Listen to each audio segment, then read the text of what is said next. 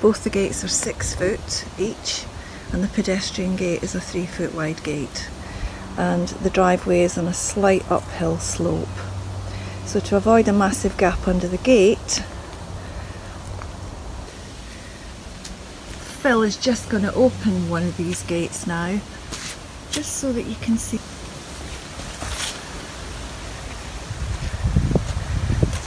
So as it comes uphill, it lifts, it gives you full access, splays back again.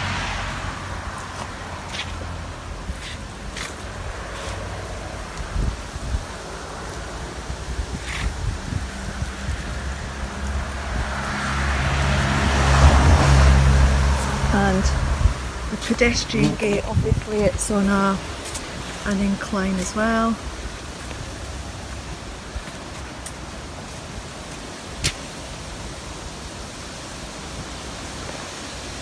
Do you want to just open the pedestrian gate?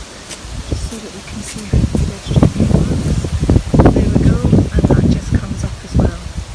Perfect. Really good solution if you've got a drive that goes uphill and you're trying to avoid a big gap under your gates.